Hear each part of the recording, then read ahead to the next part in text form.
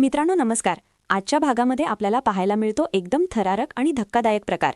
इकडे जी मंजू वाघमारे आहे ती बुलेटवरून एकटीच निघालेली असते. रस्ता शांत असतो, आजूबाजूला कोणीच नसतं आणि तेवढ्यात अचानक काही गुंड तिचा रस्ता अडवतात. सुरुवातीला मंजूला काही कळत नाही, पण क्षणातच ते सगळे गुंड तिच्यावर तुटून पडतात. मंजू पण हार मानणारी नाही, ती देखील त्या गुंडांना जोरदार प्रतिकार करते. 1-2 जणांना खाली पाडते, पण समोर माणसं खूप जास्त असतात. हळूहळू मंजूवर मारहाण वाढत जाते. गुंड तिला घेरून मारायला लागतात आणि परिस्थिती खूपच गंभीर होते. तेवढ्यात अचानक तिथे सत्या येतो.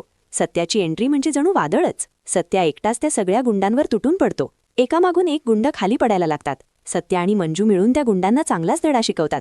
शेवटी सत्या जोरात ओरडतो, वाघमाऱ्यांना सोडा आणि इथून निघून जा. घाबरलेले गुंड तिथून पळ काढतात. यानंतर सत्या आणि मंजू तिथून निघतात. खूप लांब पाहिल्यावर सत्या गाडी थांबवतो. मंजू अजूनही धक्क्यात असते. सत्या मंजूला विचारतो, वाघमारे, नेमका कोण होती ही माणसं? आपल्या कोल्हापुरात आपल्यावर असा हल्ला कसा काय? मंजू ही गोंधळलेली असते. ती म्हणते, सत्या, मलाही काही कळत नाहीये.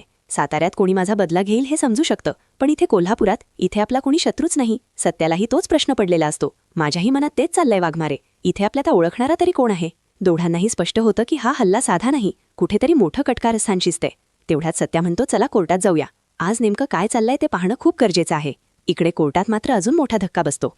धैर्य कोर्टामध्ये उभा राहून काहीतरी सांगायला लागतो, पण अचानक त्याला चक्कर येते आणि तो सगळ्यांसमोर कोसळतो. क्षणातच कोर्टात गोंधळ उडतो. धैर्य बेशुद्ध पडलेला असतो. प्रश्न विचारायच्या आधीच तो कोसळल्यामुळे सगळेच टेन्शनमध्ये येतात.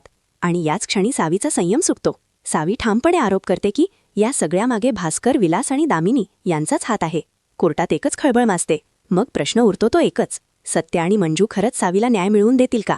धैर्य शुद्धीवर येऊन सत्य सांगणार का? आणि मंजूवर झालेला हल्ला नेमका कोणाच्या इशाऱ्यावर होता? हे सगळं जाणून घेण्यासाठी पुढचा भाग नक्की पहा. चॅनलला सबस्क्राईब करा आणि कमेंटमध्ये सांगा, तुमच्या मते खरा मास्टरमाइंड कोण आहे?